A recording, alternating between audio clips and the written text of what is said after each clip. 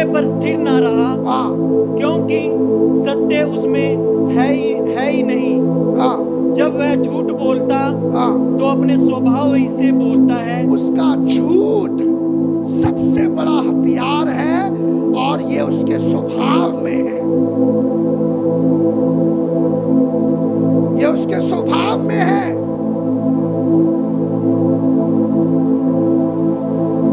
स्वाभाविक देह जब झूठ में होगी, आत्मिक देह मरी हुई होगी। स्वाभाविक देह अगर अनकंट्रोल होगी परमेश्वर के विषयों में, तो आत्मिक देह आपकी लाइफ से जो बरकतें आपने पानी है उससे मुंह फेर देगी। बाइबल ऐसा कहती है, जो लोग झूठ बोलते हैं उनका पिता शैतान है, क्योंकि वह झूठा है वरन झूठ का पिता है। बाइबल कहती है, लिखा हुआ है, वरन झूठ का पिता है शैतान। इतनी सी चालाकी, जस्ट माइनर लेवल की, माइनर टाइनी लेवल की, बिंदु लेवल की अगर चालाकी परमेश्वर के कामों में बढ़ती, परमेश्वर के कामों में लेकर आए, परमेश्वर के कामों में अपनाई, आपका परिवार देखेगा आपके साथ हो क्या रहा। पूरी कलीसिया भय में थी।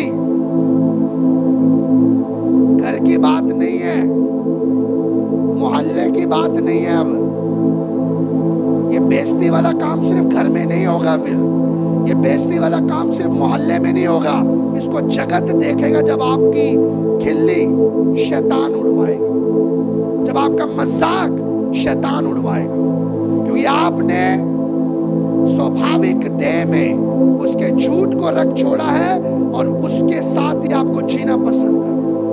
लोग डरते नहीं है झूठ बोलने में, फिर झूठ में नहीं डरता उनको रौंदने में, उनके लेवल को डाउन करने में, उनको मिट्टी में मिलाने में। क्योंकि झूठ ऊपर उठने के लिए नहीं, वो नीचे करने के लिए बनाया हुआ है। अनन्या और सफीरा एनोक की तरह, एलाइजा की तरह उठाए नहीं गए। उन्होंने मृत्यु को देखा और टाइम से पहले देखा। वही बरनबास ने पौलुस के साथ मिलकर सेवा की। बिलाम की मृत्यु हुई, बिलाम मारा गया यहोशू के हाथों। जब जब खुदा के साथ, उसके कामों के साथ, उसकी सेवकाई के साथ खिलवाड़ करोगे, परमेश्वर आपको बख्शेगा नहीं। ये मेरे कठोर शब्दों को बांध के जाना आज, जो स्पेशली हमारी लेडीज डिपार्टमेंट है, आपके पास चुन्नियां होती है, चुन्नी के साथ एक गांठ बांध लेना कि आज मैं घर लेकर जाऊंगी। मुझे मेरे बच्चों को झूठ नहीं सिखाना, मुझे मेरे पति को झूठ में नहीं रखना, मुझे मेरे पति को सेवा में बढ़ाना है, बच्चों को सेवा में बढ़ाना है।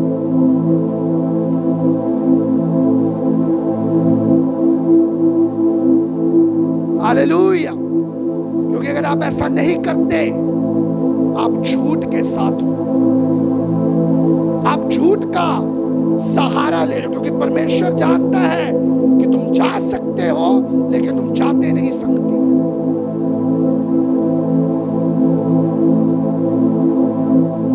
हालेलुया। बाइबल कहती है, अगर तुम बीमारों पर हाथ रखो और वो चंगे हो जाएंगे, इस तरीके से लिखा है। लेकिन बीमार तो घर बैठे हैं। ये लगता है पास्टर को वहीं जाकर संगति रखनी पड़ेगी, उन पे हाथ रखने के लिए। कलीसिया में लोग आते थे, बोलो, लोग आते थे, प्रेरित जाते नहीं थे। लोग आते थे, प्रेरित जाते नहीं थे। हम तो फिर भी जा रहे हैं खजेड़ी वीरवार को, क्योंकि मुझे लगता है खजेड़ी मर गया आत्मिक तौर से। सही कह रहा हूं मैं मालती जी?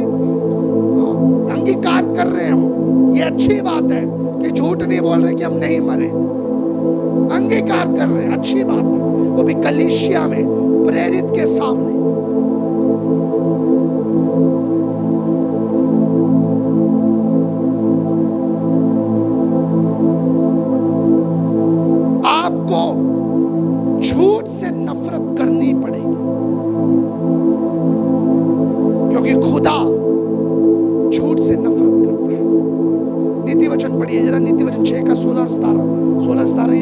होगी मेरे पास और स्टफ है आपको बताने के लिए, समझाने के लिए।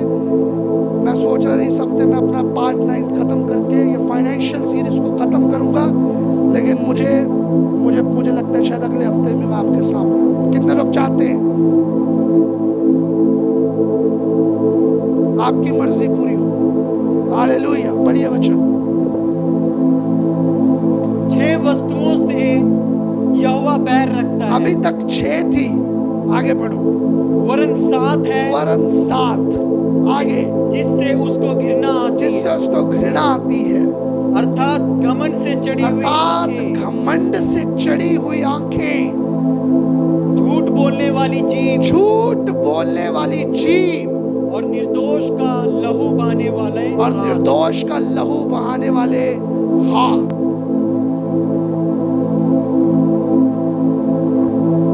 इनमें से कुछ लोग सोच रहे होंगे मेरी एक ही बात है, क्योंकि मैं झूठ बोलता हूँ। फिर कुछ सोच रहे होंगे मैं घमंडी नहीं हूँ, मैं सिर्फ झूठ बोलता हूँ। या फिर कुछ सोच रहे होंगे मैं झूठ नहीं बोलता, सिर्फ घमंडी हूँ थोड़ा सा। फिर कुछ ये कह रहे होंगे हम लहू कहाँ बहा सकते हैं, हम नहीं लहू बहा सकते, हमने कभी लहू बहाया ही नहीं है किसी का। मेरी बात सुनिए जरा ध्यान से, ये तीनों शब्द कनेक्टेड है।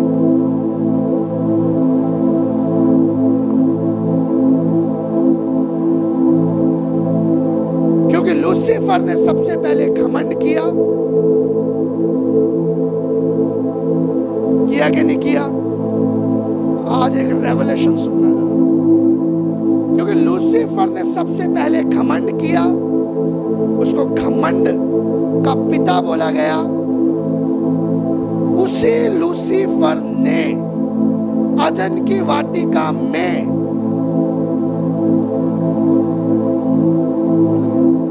झूठ बोला।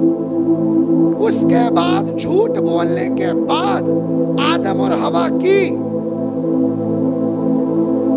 क्या होगी? मृत्यु होगी, आत्मिक मृत्यु।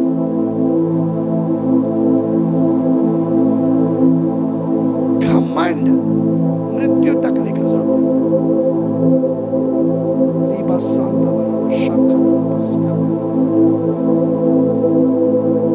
आप बच नहीं सकते, क्योंकि यहोवा को घृणा है।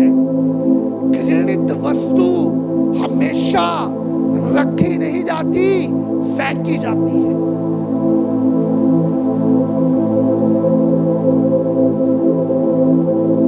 Hallelujah. You have to be very clever like a serpent.